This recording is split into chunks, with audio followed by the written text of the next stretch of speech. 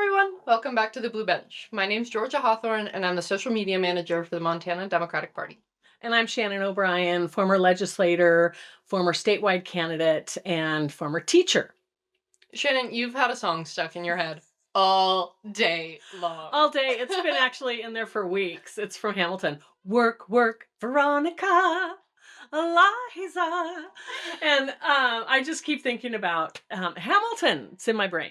Hamilton is honest to God one of my favorite musicals. It's the only musical I've seen live, but I will admit, maybe to a little bit at my own reputation, that I listen to the musical probably once every month, if not watching it. Oh, nice. I consume a lot of Hamilton. Well, it's a great performance. It's a great score. The music is amazing, but it's also so interesting historically. I've been thinking about it a lot when I listen to it or watch it or whatever. Like, what would these guys say right now? Yeah.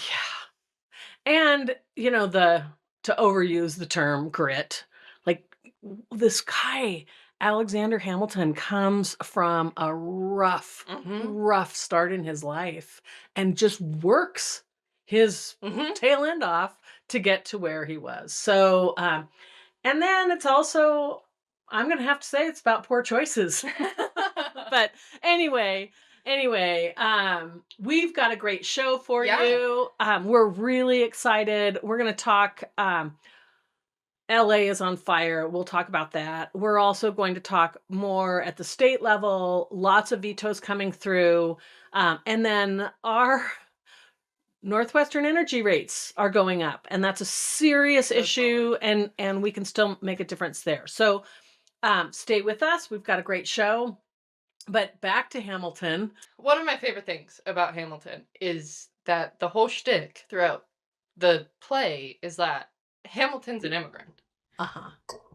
He comes to the US, and half of these things that we think of around the Revolution and forming the Constitution, the Federalist Papers, those things don't happen if he never comes over to the US on a boat, right? And honestly, major props to Lin-Manuel Miranda, the choreographer, playwright, all of those things. Basically the mastermind behind Hamilton. It's their 10th anniversary this year. It's been 10 years since the play came out, and so they are doing a sweepstakes for you and a friend to fly out to New York and see the 10th anniversary performance. I believe that is when Leslie Odom Jr. is on Broadway performing as Burr, who's the original casting. And I was thinking about it because, a paid trip to go see the 10th anniversary and go to New York, I'm in. I'm sold. And backstage afterwards. Yeah, you get to go backstage and meet people, and that would be so cool. But also, I'm a 20-something, and I don't have that much money. So I was like, yeah, this feels kind of silly. It's $25. I don't know. But all of those donations actually go to a coalition that's called Immigrants We Get the Job Done, which is also a play on the lyric. But also it was really cool for me to see Lynn come out so strongly in support of immigrants, especially in this kind of time. So moral of the story, I gave him my $25 because maybe I'll win, but either way, it goes to a good cause. I think it's important too for everyone to recognize that our country, in many ways, was built on the backs of immigrants, and we honor our Native Americans who were here first, always, for sure. My great-grandfather came over from Ireland and went straight to work in the steel mill. And we seem to forget this. And anyway, I think it's a serious issue. We're going to take a deeper look at it, and let's just shift into gear now. Yeah. Los Angeles. And I want to, as we talk about what's happening in this unbelievable hotspot right now that became hot in a quick minute, I also want to point out that this huge impact bill, the big, beautiful, terrible, horrible bill is what I'm calling it, is really happening. And I really hate to be a conspiracy theorist, but I have to tell you, it's like, look, shiny object over here. Los Angeles as our members of Congress are making deals and trying to process through this bill, Right. and this bill has the potential to just, like, eradicate food programs Mhm. and health programs and education programs and all of these things that we hold sacred, not just as Democrats, but certainly as Montanans and Republican or Democrat. And somehow we're turning a blind eye to that. And I think that I just wanted to preface this discussion about Los Angeles Mhm. and how horrible, terrible that is. That this meanwhile, these other things are happening. Right. And I mean, that has always been the Trump administration shtick. It was his game plan the first time too. They do something shitty, they create some kind of big scandal to take over the news cycle so that the news stops covering the thing that they're doing. Tell me what you know. Okay, so it's been a wild couple of days. Um, so it started because there were unannounced immigration sweeps in parts of LA, but mainly their garment district and a Home Depot where day laborers would hang out in trying to find work. Generally immigrants of some kind. And the protests started very organically. Like people heard about these sweeps and they said, "Okay, we're going." And they, I don't want to say that the protesters turned violent because they didn't. They were met with force and violence by LAPD. And when they were met with force and violence, they kind of had no choice but to respond in a similar fashion. If someone's shoving you, you're not just going to let them continue shoving you. Um, Little bit after that, Trump decides that he's going to federalize the National Guard, which is technically one of his powers, but he did do it without the consent or request of the governor, Gavin Newsom.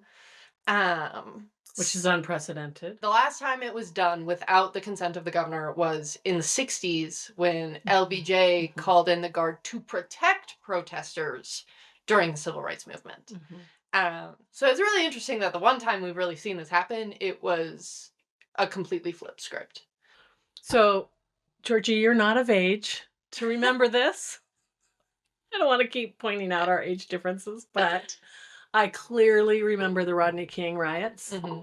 And I have to say that it was a different day and age then, when there was certainly more general trust in the media, but it was also a time where people could not create false videos Hmm. and false images. And so I have a really hard time right now trusting. I've seen some things that accusations that the Trump administration is creating videos Hmm. to help justify sending in the National Guard, and those kinds of things. So I'm struggling with the bias, Right. and having a clear understanding and trusting what I'm seeing, and knowing whether or not um this is what, who had what Hmm. information. And I my heart goes out to LAPD and all law enforcement who Hmm. are here for a good reason. But if they don't have the information, or if they're Right. receiving orders, Hmm. which is another issue we're hearing, if they're receiving orders from above to do something, then they will experience tough consequences Right. if they don't. And I wish I could tell you that it was just the National Guard, Uh-huh. Shannon. I wish I could. But not long after they federalized the National Guard, Trump and Pete Hegseth, Secretary of Defense, started playing around with the idea of deploying active duty Yeah. Marines to LA to quell these protests, essentially. That has never been done before. There is literally zero legal precedent to do so. But I guess that's the perks of when you hire a yes man as your Secretary of Defense. I saw something this morning that between National Guard troops and active duty Marines, there are 4,800 soldiers in the city of LA right now that have been deployed by the president, which is more troops in LA than we have in Iraq and Syria combined, two major countries that we've been involved in for decades at this point, we have more troops in one of our own cities going after our own people. I don't know what to say. This is a different time, and this is a different day and age, um, I've said this before on this podcast to our listeners, and I'll say it again. I think we continue to hear things that absolutely don't make any sense from this administration. Mm-hmm. And I want to tell listeners, continue to pay attention. Right. Don't disregard it. Don't be overwhelmed by it, but continue to pay attention and be aware of what's going on. Put it on the shelf. This is what I do. I have this imaginary shelf, and I put this information on a shelf and then continue to think through where I can take action. Mm-hmm. What can I do to make a difference in my world? Mm-hmm. Because otherwise, I think so many people, it's so easy to just tune it out Yeah. and become numb to it. Mm-hmm. And then if we become numb to it, That's how we got here in the first place. that's right. Like, that's the point exactly blank of it, is that, like, there were too many bad things happening at once, and to no one's fault, really, because, like, some of these things are really heavy. Like, we work in politics. We know what it's like to carry all of that all of the time. Yeah. And it sucks, frankly. But I heard someone say this, and I think this is a great message for us and all of our listeners to keep carrying throughout the rest of the next 4 years, I guess, is that we also have to take our job as citizens seriously. And by that, I mean, we have to understand that LA is happening and what is actually happening in LA, but also this bill in the Senate. We have to be able to have the brain capacity to at least have an eyeball on both sometimes, because if not, they win.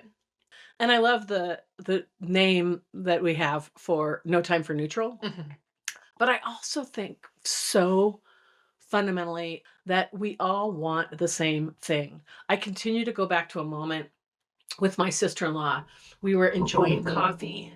We were getting lattes at a little coffee shop, and we were talking about, it was before I was married and had a child. She had two, I think, at the time, my nephews. I have three nephews. And we were literally, it felt like we didn't have a care in the world. Mm-hmm. We were talking about whether or not she was going to get a new they were going to get a new refrigerator and what, that kind of thing. But it kind of epitomized what we all want. We all want enough money to be able to afford Mm-hmm. a $4 cup of coffee. Yeah. But we want to be able to have healthy children Mm-hmm. and health. We want to be able to afford a new refrigerator if we need one. Right. And and just quality time together Mm-hmm. with our family and with our friends. And it's like, is that so much to ask? And I feel like, to our listeners and to others, we're not asking you to run for president or No. governor or Congress or anything, but what we are saying is there is no time for neutral. Have a conversation, have a courageous conversation, like we learned like the kids now learn in kindergarten. Have a courageous conversation with your neighbor about, what do you think about what's going on? The listen first, or show up at a meeting. And we're going to offer other, call your legislators, call your members of Congress, call the White House. But also, think about what your role could be, and then do something. Mm-hmm. Well, you talked a little bit about just like basic wants, basic hopes and dreams when you live in America. You want to be able to hang out with your friends and go to work safely and get a cup of coffee and do all of those things. And that is kind of how and why these protests started. If you go all the way down to the base level, that is why these protests started. Because when the Trump administration began this deportation campaign, it was violent criminals, it was drug traffickers, it was gang members, it was things like that. And what's been happening in LA is ICE sweeping workplaces, people who are actively employed and contributing to the economy. They are picking people up just because they're brown, no other reason. They have no proof that they're of their status at all. And that is why LA is showing up the way it is. And honest to God, I'm very, very proud of LA to see a community rally around each other the way that LA is right now is really inspiring. And I think we all kind of needed some good news. Not that what's happening in LA is good news by any means, but I think that that hope, that community, that's our bright spot. That's what we have to hold on to. And I will say, if anyone is looking for hope or community or anything like that, there are 24 protests in the state of Montana on Saturday. We have a list up on our social media, all of the major cities, but also a ton of small cities too, like Hot Springs, Forsyth, Libby, Eureka, tiny towns that Hot Springs. Yeah, tiny So towns cool. that you would never expect to show out the way they are. And so, like, if you're feeling any type of way about these LA protests, if you just need somewhere to go and be with people who are on the same page as you, I'd really, really encourage you guys to get out and protest this weekend, but do so safely. Make sure you have backup plans. Make sure you know your rights when you go to a protest, and make sure you have all of your bases covered if that is something you choose to participate in. Yeah, that's great. And I wanted to put a plug for our schools, because very early in these ICE sweeps, there were efforts to get into the schools, and those school administrators were prepared.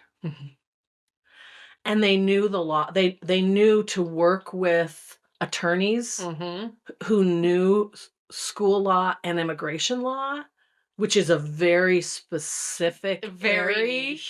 And I think about the one in Chicago early on, and those administrators and those teachers, I have goosebumps just talking about it, were like, you're not allowed to come in here and meet with students. It's it's the law.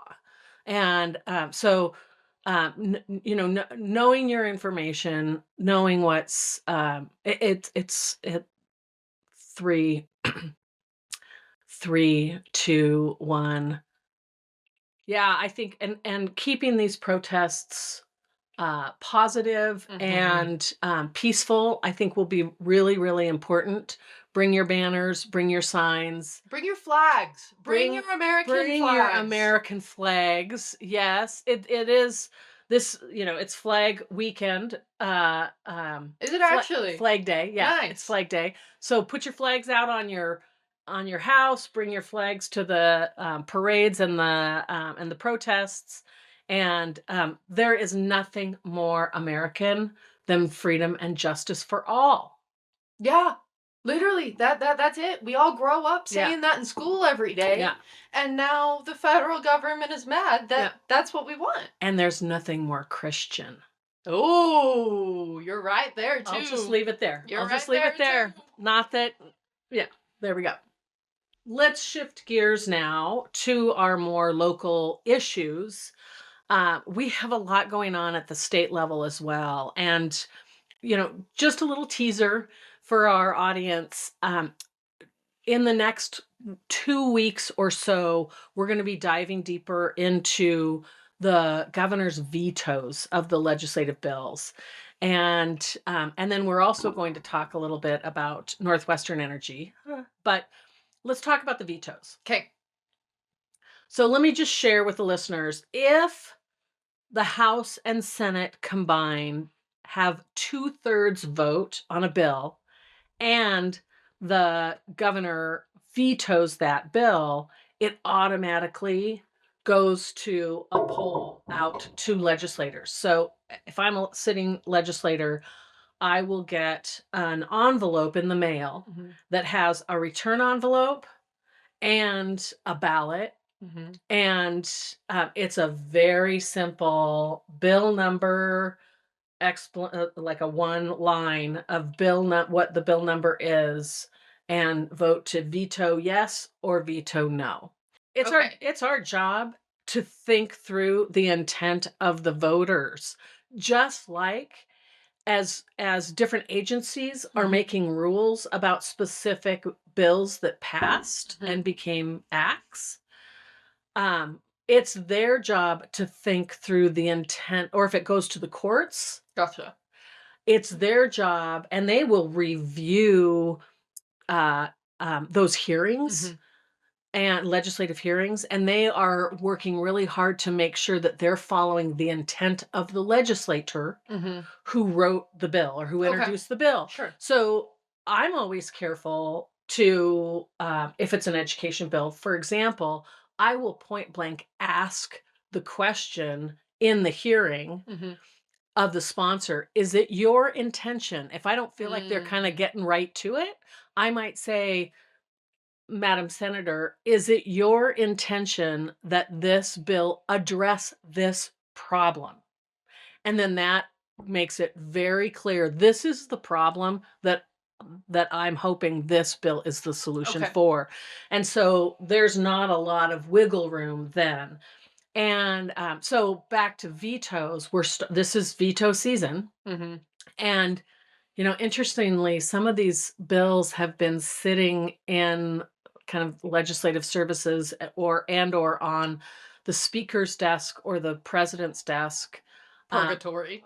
They're in For a purgatory. long time, like for a month. And then they make it to the governor's desk and and so we're seeing these veto opportunities. So over the course of the next couple of weeks, we'll be analyzing more of the bills that that will have the potential for veto overrides and questions about it. And I've mentioned here, it is the legislative work to come up with, to create these laws and to pass the budget, but it is also the governor's job to execute those and to make sure that, in this case, he has the funding to do it. So independent bills that have fiscal notes is what we call them, a price tag on them. It's challenging for finance and claims committee or appropriations committee to keep track of all of those. So that's often the fallback excuse that the governor has. And it's sometimes, in my humble opinion, legitimate. And other times it's like, you just want that extra cash in the general fund so that you can spend it as you wish. Right. So this conservation bill with the marijuana money, and there's another one that was just vetoed. They call it cops and conservation. There's some discrepancy there, but we'll discuss that. Sweet. And other things. Now let's talk about another issue of financing that's hitting homes hard. Public Service Commission, it's designed to manage the utilities, especially monopolies, when they're providing a public service like heat in the wintertime. And we have seen skyrocketing energy bills over the last couple of years. Yeah. I believe the first huge increase was back in 2023, around the summer of 2023. And I feel like it has just been increase after increase after increase after increase since then. We mentioned it on the pod a couple of weeks ago, but Northwestern Energy just up and decided that they were going to raise rates 17% without approval.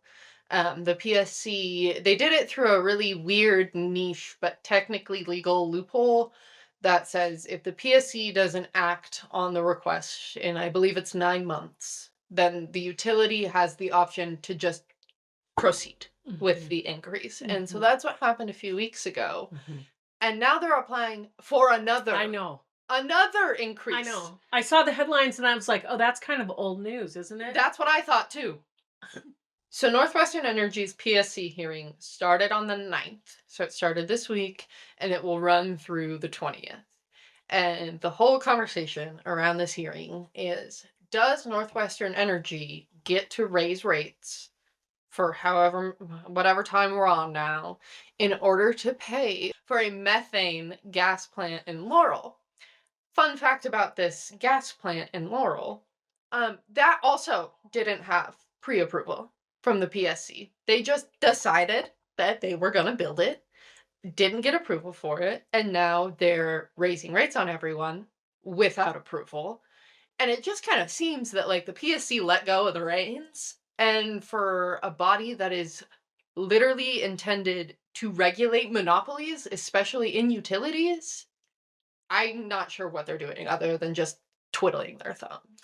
And I'll share that throughout the legislative sessions, there's a history of requesting tax credits. And I will say government handouts. Ooh. To Northwestern Energy. And, you know, I know people who work for Northwestern Energy.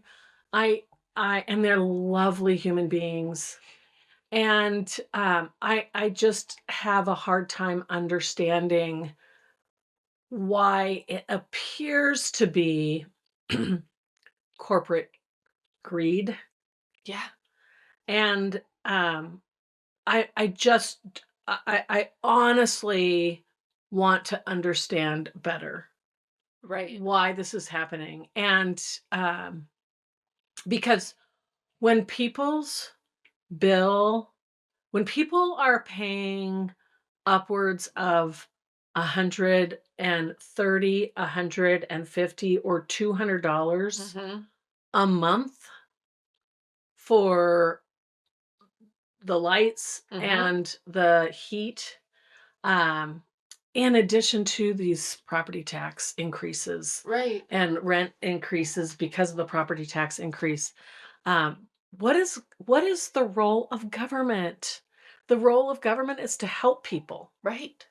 You mentioned property taxes, and way back as if it was more than 2 years ago, 2023, when everyone else saw their property taxes shoot through the roof, you want to know who got cut a huge tax break? Northwestern Energy. Yeah. So they're getting tax breaks left and right from the state government. They're doing really whatever they want when it comes to building things, raising rates. They're just kind of doing whatever they want. And at the same time, they are essentially refusing to invest in any kind of clean energy. Built a brand new gas plant, dumping tons of money into Colstrip. And when it was brought up in the hearing that they could maybe be doing less expensive things through clean energy, and then we wouldn't have to deal with all of these rate increases, they basically said, well, yeah, sure, the environment, but you like having heat in the winter, right? That's what we're focused on. We could care less about that. We do care about the health of our customers because we keep the heat on in the winter, was essentially what they said. So it doesn't seem like they're inclined to move over to any kind of clean energy anytime soon. But like you said, Shannon, the role of government is to protect its people. The role of the PSC is to protect ratepayers, people who would be forced to pay this increase from Northwestern Energy, which if the 17% increase stays and they get this additional rate increase at the end of this hearing, people will be paying up to an extra $127 a month. An extra $127 a month. So take whatever your power bill is usually and add 120. And you can get back to me about whether you like that number or not, but my guess is that you're not. So because this hearing is running for so long, there is a really long comment period. You can call all the way in up until the 20th. That phone number is going to be 406-444-6150. And all you got to do is call and say, Northwestern Energy doesn't deserve another rate increase. Montanans can't afford this. You need to do your duty and protect your constituents, essentially, because the role of the PSC is not to bail out monopolies, and that's what they're doing. I'm curious about the held versus the state of Montana case with the youth um, calling for a clean and healthful environment, and that win. And I will share that I heard from Republicans and others who said, it was irresponsible for them because they don't understand these kind of rate hikes, Right. and they don't these kids, the blame I heard was these kids don't understand, but also these out of state attorneys, and I don't think that's accurate. But um I'm curious about how that could play in or might be playing into that the PSC, and we'll see. Yeah, but that number is going to be 406-444-6150. Call the PSC. You have until the 20th, but this is something huge that you can do for A, your own pocketbook, but also B, your neighbors. Yep. But on that note, I think that's all we have today, Shannon. I think that sounds good. It's a wrap. Thank you all so much for joining us. It's an honor to bring this information to you, and stay tuned for next week. Absolutely. Call the PSC, go to a protest, stay safe, keep the hope up. Remember, folks, no time for neutral.